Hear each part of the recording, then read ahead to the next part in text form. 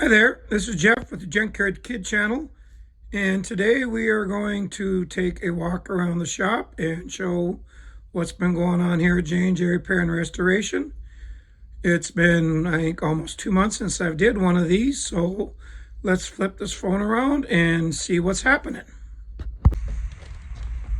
Okay, we'll head over here. First thing we'll look at, still got this 58 Edsel Bermuda wagon in the shop.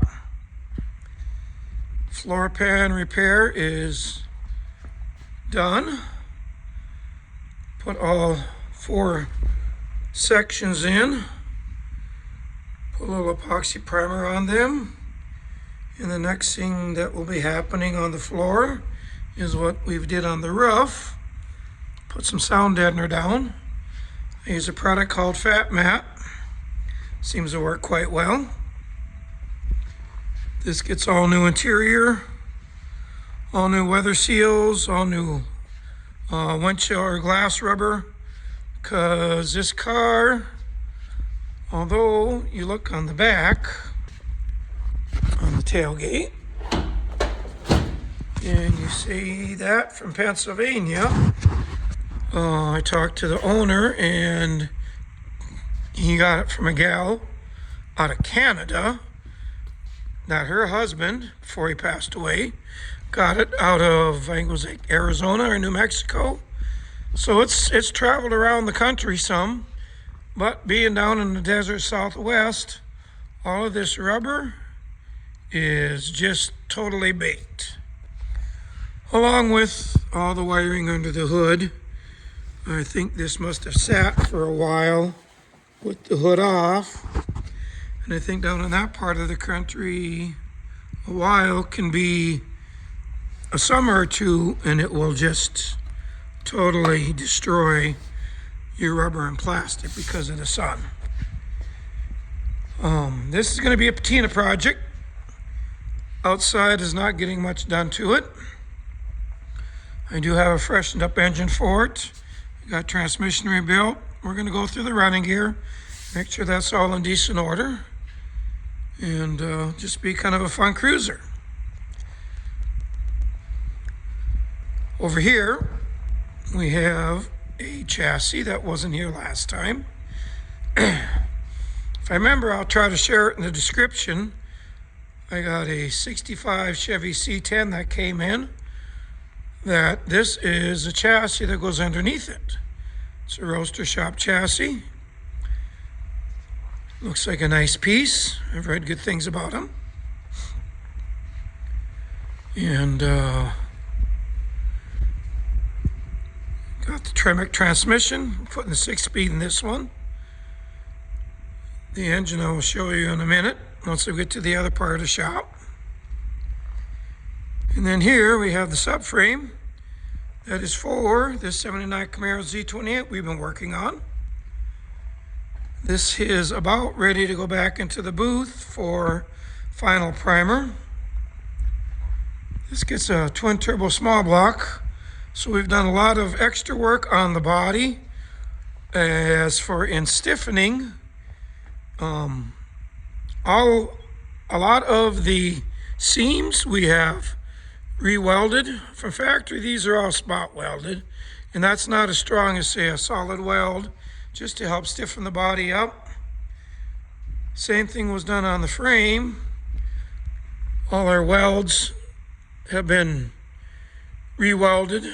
Any of you that have worked a lot on these cars or any vehicle that, like say a full frame car, a lot of these welds were fair at best.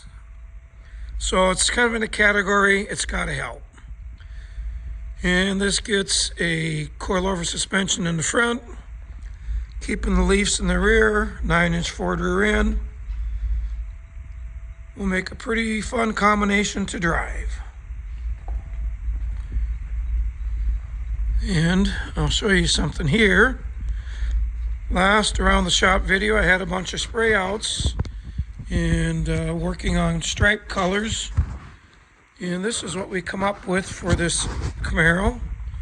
Even though this is a 79 Z28, as you can see, it's obviously not a stock setup or build, and visited with the customer.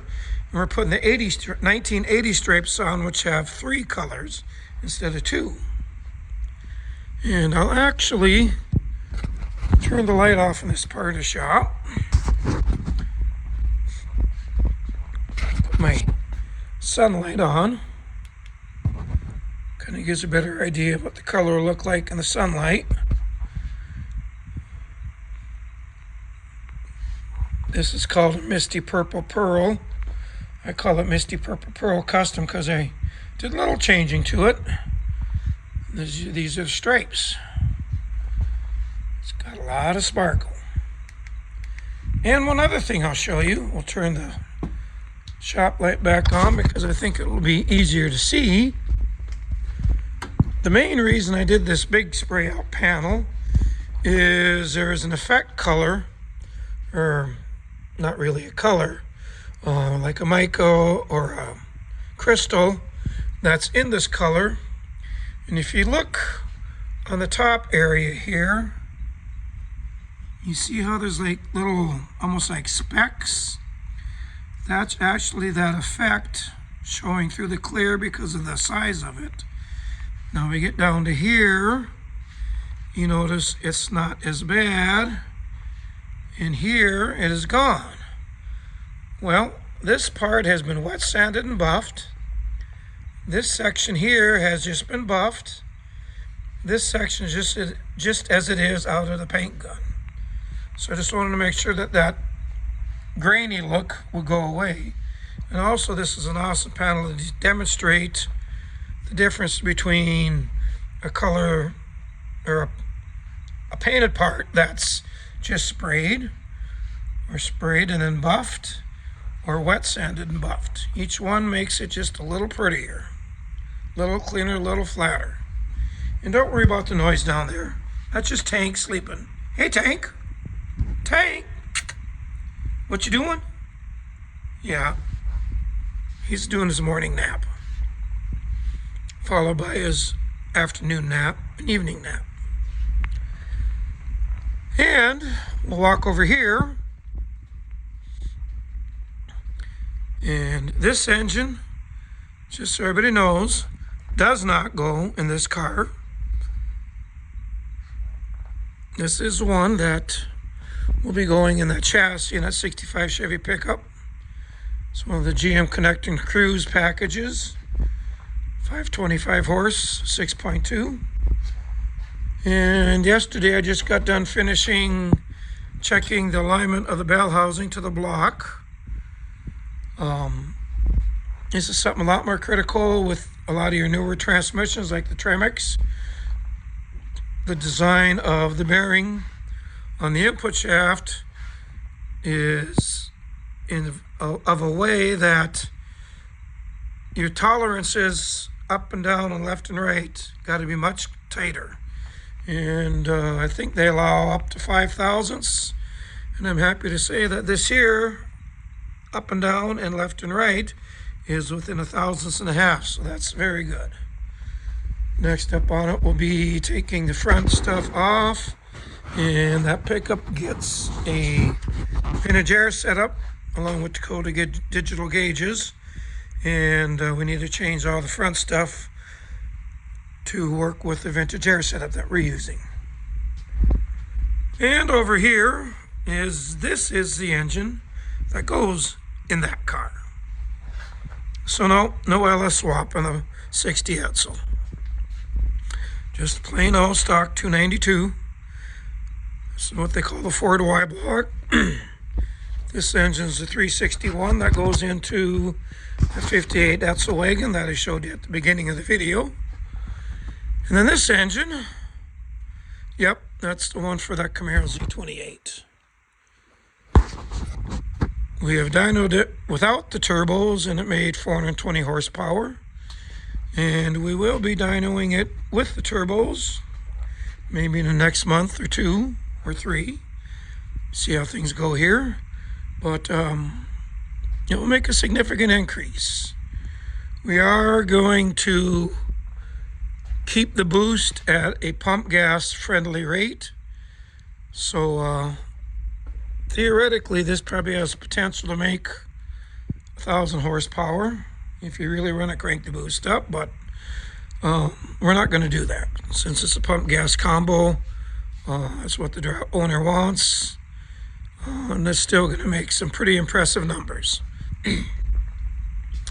And last, we will show you the 60 Edsel.